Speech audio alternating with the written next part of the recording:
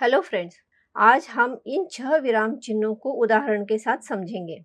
सबसे पहले हम लोप चिन्ह का प्रयोग कहाँ करते हैं ये उदाहरण के साथ समझते हैं। जब कोई विचार अधूरा छोड़ा जाता है तब लोप चिन्ह का उपयोग होता है। जैसे इस वाक्य में, अगर मैंने समय पर पढ़ाई की होती, होती के आगे लोप चिन्ह आया है। इस वाक्य को अधूरा छोड़ा गया है जिससे इसे पढ़ने वाले या सुनने वाले खुद समझ सके कि क्या हो सकता था। मैंने उसे बुलाया लेकिन वह नहीं आया, समझ नहीं पाया। तो इस वाक्य में मूल वाक्य का कुछ हिस्सा हटाकर लोप चिन्ह का प्रयोग किया गया है, जिससे वाक्य छोटा हो रहा है लेकिन उसका मतलब या उसका संदर्भ समझ में आ रहा है। जब कोई वर्णन बहुत लंबा होता है तब उसे छोटा करने के लिए भी लोप चिन्ह का उपयोग होता है। जैसे, उन्होंने अपने जीवन में बहुत कठिनाइयां झेली थी, गरीबी और भूखमरी ने उन्हें घेर लिया था। यहाँ वाक्य को छोटा करने के लिए बीच में कुछ शब्दों को हटाया गया है और वहां लोप चिन्ह का उपयोग किया गया है। इसका मूल वाक्य हो सकता है, उन्होंने अपने जीवन में बहुत कठिनाइयां झेली थी, गरीबी, भूखमरी, बेरोजगारी जैसी समस्याओं ने उन्हें घेर रखा था। जब कोई सूची देते हैं उसमें भी लोप चिन्ह का उपयोग किया जाता है। जैसे इस पुस्तक में नेताओं के बारे में जानकारी दी गई है, महात्मा गांधी, जवाहरलाल नेहरू, डॉक्टर राजेंद्र प्रसाद, और फिर लोप चिन्ह है। अब हम पुनरुक्ति सूचक चिन्ह देखते हैं। इस चिन्ह का उपयोग कब किया जाता है? तो जब हमें कोई शब्द या वाक्यांश या पूरा वाक्य दोहराने की जरूरत होती है। हम उदाहरण देखते हैं। भारत में अनेक भाषाओं का विकास हुआ है। दूसरे वाक्य में हमें लिखना है, भारत की परंपराएं विविधता में एकता का प्रतीक हैं। दूसरे वाक्य में भारत यह शब्द फिर से लिखना है, तो इस शब्द की जगह पुनरुक्ति सूचक चिन्ह का उपयोग किया गया है। जब वाक्यांश को बार बार लिखना होता है तब भी इस चिन्ह का उपयोग होता है। बच्चों ने पेड़ पौधे लगाए, बच्चों ने फिर पानी दिया, तो बच्चों ने की जगह पुनरुक्ति चिन्ह का उपयोग किया। उसने किताबें खरीदी। अब हमें यहाँ लिखना है, उसने किताबें खरीदी और पढ़ाई शुरू की, तो उसने किताबें खरीदी इस वाक्य की पुनरावृत्ति हो रही है, तो हम इस पूरे वाक्य की जगह पुनरुक्ति सूचक चिन्ह लगाएंगे और फिर आगे का वाक्य लिखेंगे। अब हम विस्मरण चिन्ह के उदाहरण समझते हैं। पहला वाक्य है, उसने अपना घर सजाया।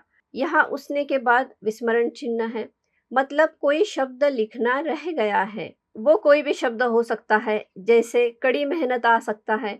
उसने कड़ी मेहनत से अपना घर सजाया। वे अपने दोस्तों से मिलने गए। इस साल बारिश ज्यादा हो रही है, हमें समय पर काम पूरा करना चाहिए। इन वाक्यों में उसने, वे, बारिश, हमें, इन शब्दों के बाद विस्मरण चिन्ह आए हैं। इन वाक्यों में विस्मरण चिन्ह यह दर्शाता है कि कुछ शब्द या कुछ वाक्यांश लिखने रह गए हैं। अब हम दीर्घ उच्चारण चिन्ह देखते हैं। जहां वाक्य में किसी विशेष शब्द के उच्चारण को अन्य शब्दों की जगह अधिक समय देना होता है, मतलब उसका दीर्घ उच्चारण करना होता है, तब दीर्घ उच्चारण चिन्ह का उपयोग होता है।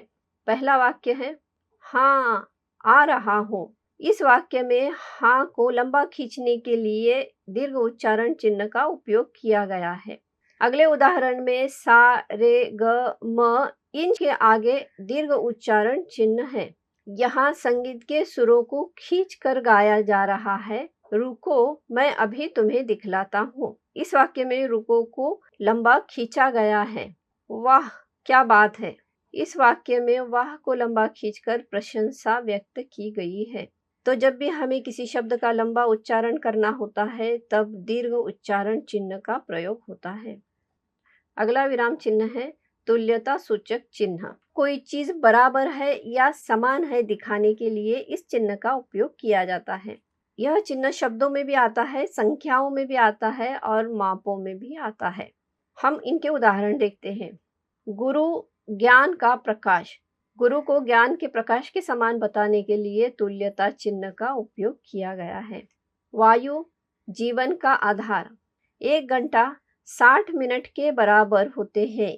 यह दिखाने के लिए यहाँ तुल्यता सूचक चिन्ह का उपयोग किया गया है। 1 किलोमीटर 1000 मीटर के बराबर होते हैं। यह यहाँ इस चिन्ह के द्वारा दिखाया गया है। निर्देशक चिन्ह। इस चिन्ह का प्रयोग तब किया जाता है जब लिखते समय निर्देश देने होते हैं। इसे रेखा चिन्ह भी कहते हैं। नाटकों के संवाद में रेखा चिन्ह का उपयोग होता है। जैसे अजय कह रहा है, तुमने यह पुस्तक पढ़ी है? और उसका जवाब समीरा दे रही है, हाँ, मैंने इसे बहुत पसंद किया। तुम कौन हो? और उत्तर है, मेरा नाम रामू है। तो प्रश्न और उत्तर के आगे निर्देश चिन्ह का उपयोग किया जाता है। जब हम एक जैसी चीजों के बारे में बात करते हैं, तब भी इस चिन्ह का उपयोग होता है। जैसे काल 3 प्रकार के होते हैं, वर्तमान, भूत, भविष्य। तो स्टूडेंट्स, हमने 3 वीडियोस में 18 विराम चिन्हों को उदाहरण के साथ समझा है। अगले वीडियो में हम हिंदी व्याकरण का कोई और टॉपिक समझेंगे। Thank you.